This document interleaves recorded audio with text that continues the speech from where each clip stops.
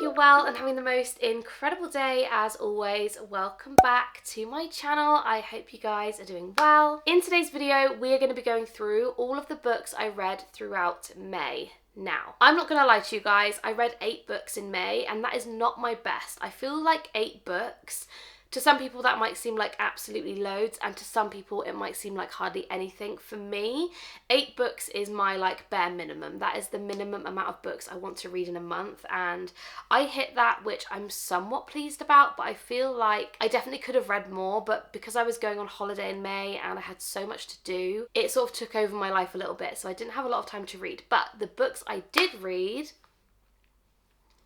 we've got some good ones in here. I do only have 3 of the physical books with me today. The rest of them I read on Kindle or I listened to them on audiobook, and I don't actually have the physical copies here with me at the moment. So I am going to go through all the books I read in May. I am so excited, and yeah, I hope you guys enjoyed this video and carry on watching. So the first book I read in May was The Teacher by Frida McFadden. This book, guys, honestly had me at a chokehold. I honestly was just, my jaw on the floor, could not put this book down. So this was my pick for mine and Becky's book club. We have like a little friendship book club. We just pick a book, kind of, we each take a turn and we all read the same book. But this book, honestly could not put it down. I love Frida McFadden's books so much. There is not one book yet that I've read by her that I didn't enjoy, and this one, honestly, 5 stars. A 5-star read. It was so good. I'm not going to spoil it by going into too much detail, but basically you've got 2 teachers, hence the name The Teacher, basically like a husband and a wife, and they're both teachers, and there's a lot that goes on within these 2 characters separately as well as together, and it all ties up at the end, and it's just, I can't just tell you what happens because it does spoil it, but there is a lot of things going on. You've got like the cheating trope, you've got like student teacher vibes. It is a lot, and honestly it was just, I can't even tell you guys how amazing it was. It was a 5-star read. It was absolutely phenomenal.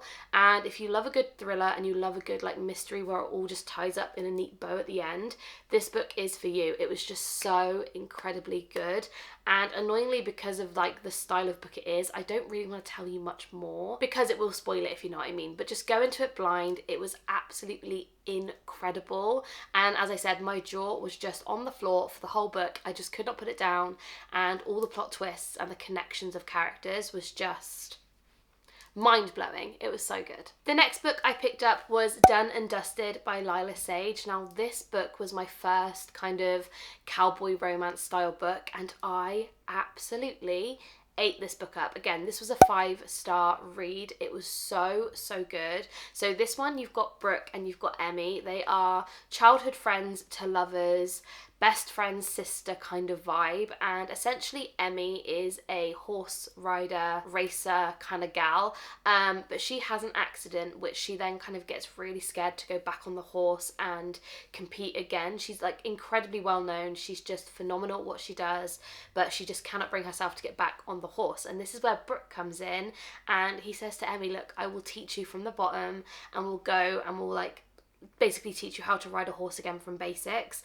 And it's just a beautiful book. I absolutely loved it. There was spice, there's romance, there's like a few plot twists in there, but it was just such a nice like comfort read. I absolutely just loved it so much. And again, for my first kind of cowboy romance, I just ate this up. I absolutely loved it. I am still yet to read the entire Chestnut Springs series, which I know a lot of people have been like begging me to read it because it is something I will definitely enjoy, but I don't know why I've been putting it off. I might just read it all for a reading vlog. Let me know if you'd like to see that. But yeah, this book was just absolutely just perfection. It was so cute, so good. The writing style was really easy as well. I just absolutely loved it. The next book I picked up was Secretly Yours by Tessa Bailey, and I'm not gonna lie, I feel like It Happened One Summer, Hook, Line and Sinker were Tessa Bailey's like top tier, really great reads. Loved those books, but every other one I've read since then, I've just not been obsessed with it, and I don't know what it is. I don't know if it's the style of writing, I don't know if it's that I'm not connecting to the characters, I don't really know, but this one I didn't really love.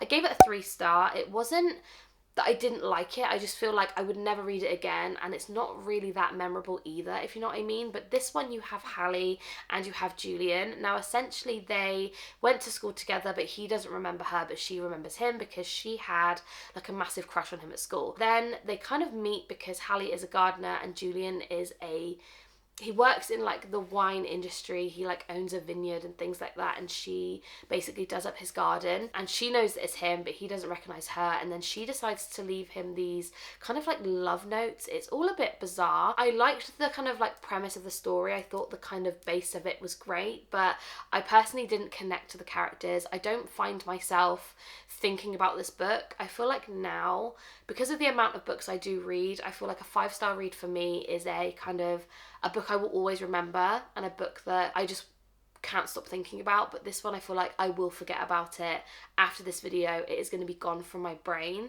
But yeah, it was a cute book. I just wouldn't necessarily say I would recommend it or I was absolutely obsessed with it.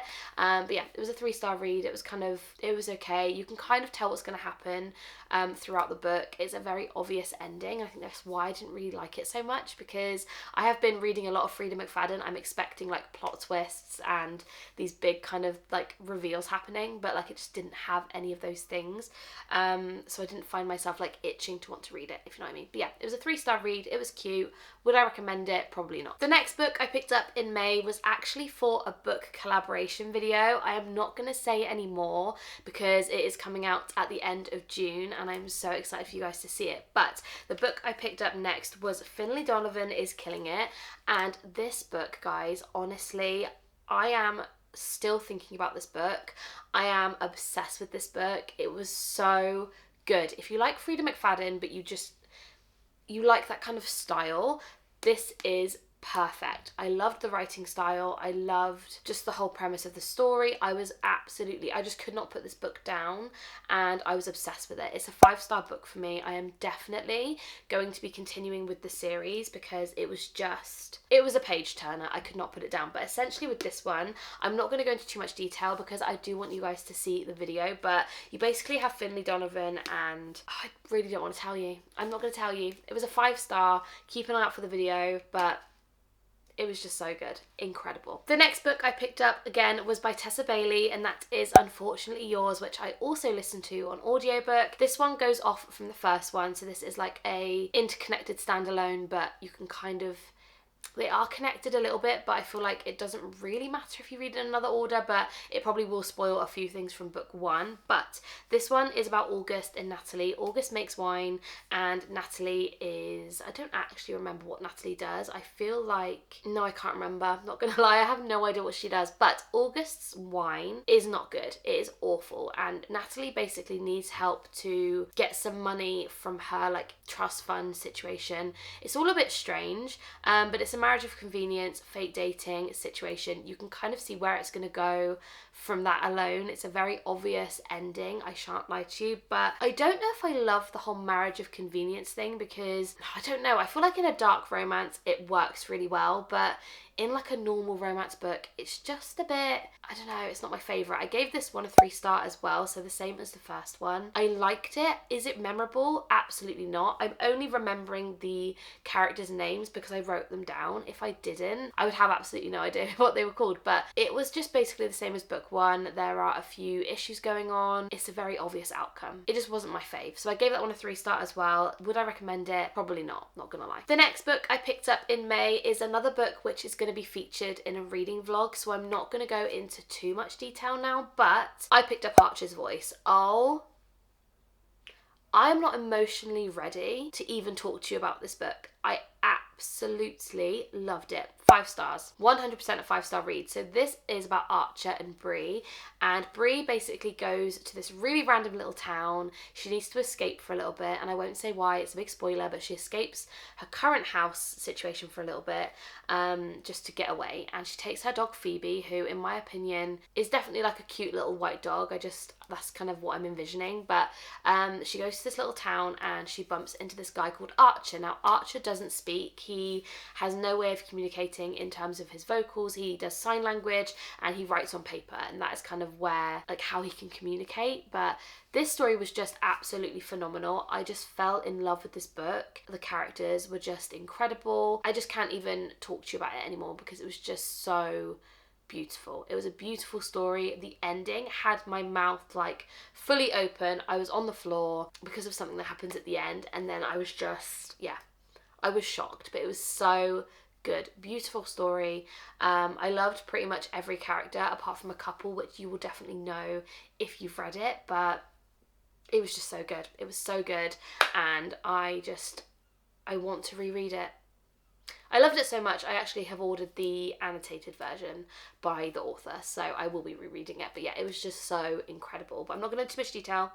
You have to watch the reading vlog. It was just amazing. So the next book I read in May was mine and Kelsey's book club pick of the month. If you guys didn't know, which I mention every single month, me and my friend Kelsey have a book club. It's called the Across the Pond Book Club. She's in the US, I'm obviously in the UK, and we basically host a book club. Now, this month's pick I was so incredibly excited about because if you guys don't know, A Good Girl's Guide to Murder is one of my all-time favourite books. I absolutely loved it. So when I saw that this was coming out, I knew we had to read it in book club. I was praying that this one won the vote, and it did, and I absolutely loved it. Now, I'm not gonna lie, is this book a 5-star read? No. For me, it was a 4-star read. I love Holly Jackson. I just compare this to A Good Girl's Guide to Murder, and that book was just pure perfection for me. So this one gets a 4-star. Now this is basically about a girl called Belle whose mother disappears when she's a baby. So Rachel is her mother and she disappears, and then what happens is a big documentary film crew like get in touch with her family and they want to do a documentary on the disappearance of Rachel Price. However,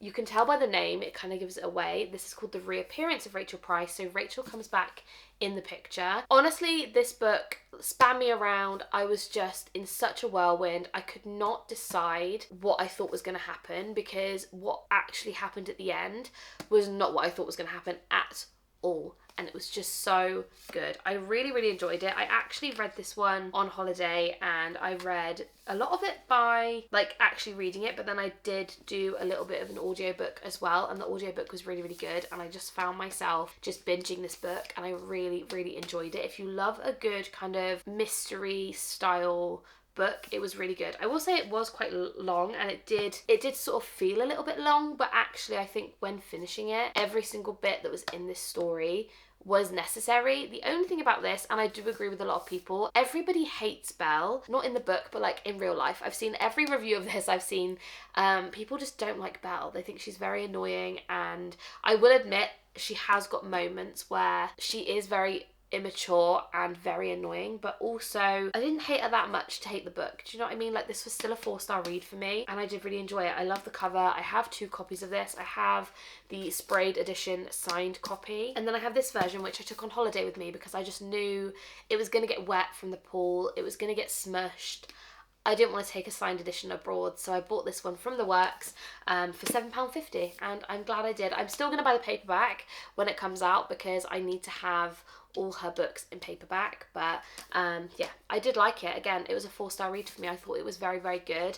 It just didn't hit as much as A Good Girl's Guide to Murder, which for me, it's very hard for books to reach that level of just like pure enjoyment for me, but this one was close. I did enjoy it. So that is the next book I read. And the last book I read in May was The Coworker by Freida McFadden. I don't know what it is, but at the moment when I don't really know what I fancy reading, I am always picking up a Freida McFadden book, to the point now where I'm reading another one of hers, and I think that's the last book I have by her that I can read, so I'm gonna have to find somebody else. So if any of you guys have any authors that are similar to Freida McFadden and that kind of vibe, please let me know down below. But this book I can't even I just cannot even. This was a 4-star read.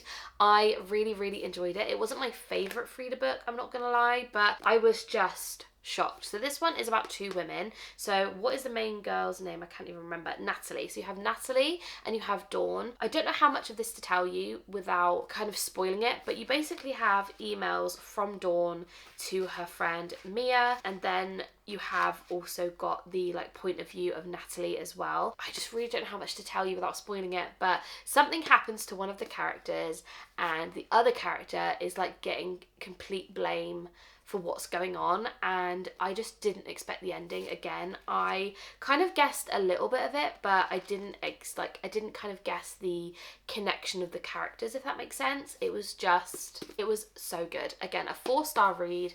I just don't have any faults with Frida's books. The only reason this didn't get a 5 is because it's not my favourite of her books, if I'm being honest. I loved The Inmate so much, and The Teacher was just like, every ounce of it I just absolutely loved, whereas I did find myself reading Dawn's emails and getting really bored, because I'm not gonna lie to you, like, let me just show you an example. So this is a few of Dawn's emails. So it starts here, and her email goes on for 1, 2, 3, 4 pages, and it's just a long email to read, and I'm sort of reading it and I'm like, shut up, Dawn, like, why are you writing emails that long and that descriptive? And then you understand why, and it makes so much sense. But as I was reading it, I was just like, yeah, okay, like, hurry up, do you know what I mean? But it was just amazing. 4 stars. Loved it. So those are all of the books I read throughout May. I would love to know down below what your favourite and your least favourite book of the month was. And yeah, I'm gonna go. Thank you so much for watching. As always, I love you guys so much, and I will see you in my next one. Bye guys.